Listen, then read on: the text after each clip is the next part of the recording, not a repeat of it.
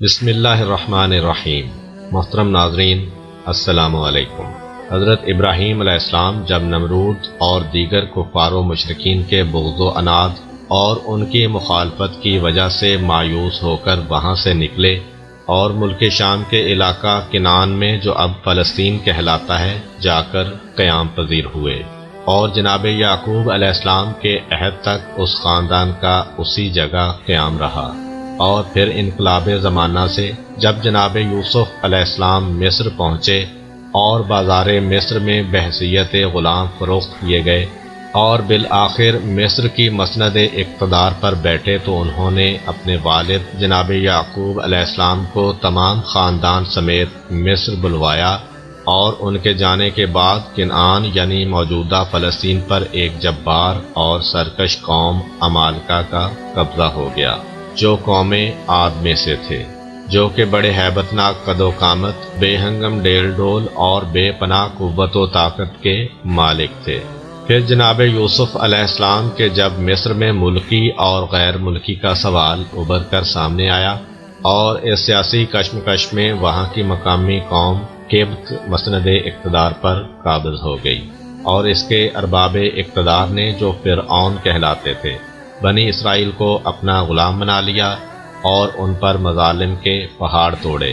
اس وقت خدا نے جناب موسیٰ علیہ السلام کو مبعوث فرمایا، جن کے عہد میں خدائے قدیر نے فرعون اور فرعونیوں کو دریائے نیل میں غرق کیا، اور اس طرح بنی اسرائیل کو ان کی غلامی سے نجات عطا فرمائی۔ تب جناب موسیٰ علیہ السلام نے ان لوگوں کو بشارت دی کہ تم لوگ اپنے آباء و اجداد کی سرزمین کنعان یعنی فلسطین واپس جاؤ گے، اور وہاں خدا تمہیں بڑا اقتدار اور وقار عطا فرمائے گا۔ یہ بشارت سن کے تو لوگ بہت خوش ہوئے، مگر جب اس اقتدار کے حاصل کرنے کی منزل قریب آئی، یعنی جب فرعون اور اس کے ساتھی غرق ہوئے اور بنی اسرائیل کو ان کے مظالم سے نجات ملی، تو جناب موسیٰ علیہ السلام نے ان سے کہا کہ کنعان چلو اور اس پر قابض قوم عمالقہ سے مقابلہ کرو، اور ہرگز کسی قسم کی کمزوری نہ دکھاؤ اور دشمن کو پیٹھ نہ دکھاؤ، آخری فتح تمہاری ہوگی، کیونکہ خدا نے یہ زمین تمہارے لیے لکھ دی ہے۔ پس جب جہاد کا وقت آیا تو ان لوگوں نے بزدلی کا مظاہرہ کیا، جس کی تصویر کشی قرآن نے کی ہے،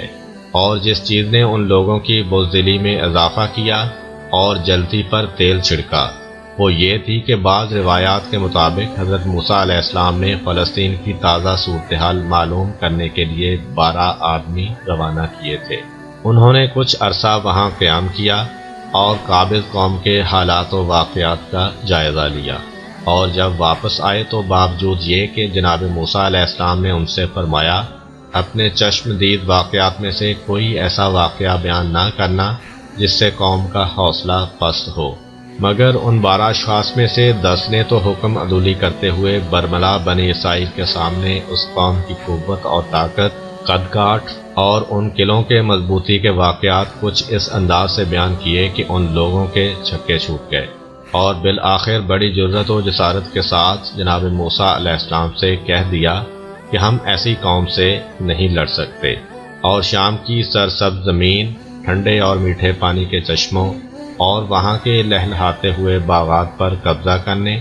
اور ان سے لطف اندوز ہونے کے ذوق شوق میں اپنی زندگیوں سے ہاتھ نہیں دھو سکتے، اور اپنی بیویوں کو بیوہ اور بچوں کو یتیم نہیں بنا سکتے، ہم تو بس مصر جائیں گے۔ بہرحال ان 12 افراد میں سے صرف 2 شخص ایسے تھے جنہوں نے حضرت موسیٰ علیہ السلام کے حکم کی پابندی کرتے ہوئے لب کشائی نہیں کی تھی، اور بنی اسرائیل کو عمالقہ کے اپنے چشم دید حالات نہیں بتائے تھے۔ وہ اس موقع پر آگے بڑھے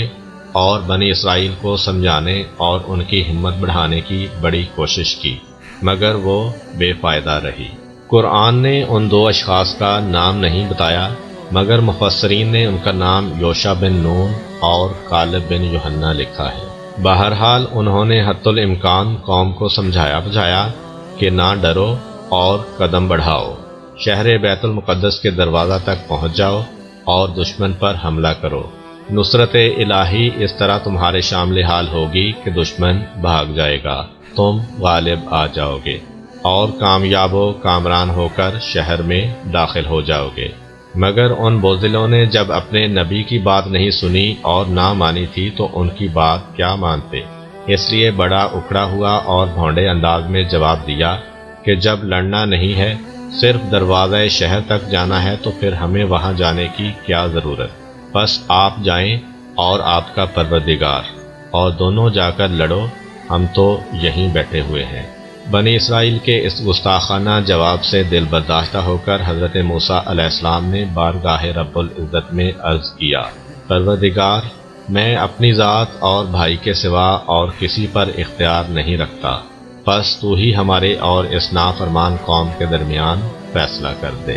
اس سے معلوم ہوتا ہے کہ امتحان کے وقت حضرت موسیٰ علیہ السلام کے سب ساتھی ساتھ چھوڑ گئے تھے، سوائے حضرت ہارون، حضرت یوشع اور حضرت کالب کے۔ اللہ تعالیٰ نے حضرت موسیٰ علیہ السلام کی دعا کو اس طرح شرط قبولیت بخشا کہ فرمایا، اب وہ سرزمین شام 40 سال تک ان پر حرام ہے، اب یہ اس زمین میں سرگرداں پھرتے رہیں گے، بس اس نافرمان قوم پر افسوس نہ کریں۔ چنانچہ اللہ تعالیٰ نے بنی اسرائیل کو اس لکودک صحرا میں، جس کو صحرائے سینا یا تیائے اسرائیل بھی کہا جاتا ہے، اس طرح مجبور و محصور اور نظر بند کیا کہ پورے 40 سال تک نہ شام جا سکے اور نہ واپس مصر لوٹ سکے، نہ کوئی فوج، نہ پولیس، نہ جیل خانہ، اور نہ اس کی بلند دیواریں، اور نہ اس کا کوئی آہنی اور مضبوط دروازہ، صرف مختصر سا خالی میدان جو مصر و شام کے درمیان ہے۔ اس میں خدا نے اس طرح ان کو قید کیا کہ 40 سال کی مسلسل جدوجہد کے باوجود نہ شام جا سکے اور نہ واپس مصر لوٹ سکے۔ ہوتا یوں تھا کہ سارے دن کے سفر کے بعد جب شام ہوتی تو پتہ چلتا کہ صبح جہاں سے چلے تھے پھر آ کر اسی جگہ واپس پہنچ گئے ہیں۔ چونکہ حضرت موسیٰ اور حضرت ہارون علیہ السلام بھی اسی صحرا میں اپنی قوم کے ساتھ تھے، اس لیے انہی کی دعا و برکت سے اللہ تعالیٰ نے اس زیر عطاب قوم کو مختلف نعمات سے بھی نوازا تھا۔ ان کے پانی پینے کے لیے اللہ تعالیٰ نے پتھر سے چشمے جاری کیے اور کھانے کے لیے من و سلوہ نازل کیا، اور اس صحرا میں ان پر بادلوں کا سایہ کیا۔ اس طولانی مدت کے دوران حضرت موسیٰ اور حضرت ہارون علیہ السلام کی آسمانی ماموریت انجام کو پہنچی۔ تب خدا کے حکم سے وہ دونوں کوہ ہود پر گئے۔ وہاں جا کر حضرت ہارون علیہ السلام کی وفات ہو گئی، اور حضرت موسیٰ علیہ السلام نے ان کے جسد خاکی کو زمین میں دفن کر دیا۔ جب وہ بنی اسرائیل کے پاس واپس آئے اور انہیں ہارون علیہ السلام کی وفات کی اطلاع دی تو ان لوگوں نے حضرت موسیٰ علیہ السلام پر الزام لگایا کہ خود انہوں نے ہی ہارون علیہ السلام کو قتل کیا ہے۔ اس پر خدا نے بنی اسرائیل کی آنکھوں کے آگے سے پردے اٹھا دیے تاکہ وہ جان جائیں کہ ہارون علیہ السلام کو حضرت موسیٰ علیہ السلام نے قتل نہیں کیا۔ چنانچہ انہوں نے دیکھا کہ ہارون علیہ السلام صحیح و سالم زمین و آسمان کے درمیان ایک تخت پر بیٹھے ہیں۔ اس سے انہیں پتہ چل گیا کہ ان پر طبعی موت وارد ہوئی ہے۔ کچھ مدت گزرنے کے بعد حضرت موسیٰ علیہ السلام بھی اللہ تعالیٰ کے حکم سے کوہ ہود کی چوٹی پر گئے اور وہاں سے فلسطین اور بیت المقدس پر ایک نظر ڈالی۔ پھر اسی مقام پر ان کی روح قبض کر لی گئی اور انہیں وہیں دفن کر دیا گیا۔ اسی اثناء میں بنی اسرائیل کے عمر رسیدہ لوگ بھی موت سے ہمکنار ہو گئے۔ بعد ازاں خدائے علیم و حکیم نے حضرت یوشع بن نون کہ جو کہ حضرت موسیٰ علیہ السلام کے جانشین تھے، عہدہ نبوت پر سرفراز فرمایا، اور 40 سال کی مدت قید ختم ہونے کے بعد بنی اسرائیل کے باقی ماندہ افراد اور نئی نسل کو ہمراہ لے کر جہاد بیت المقدس کے لیے روانہ ہوئے،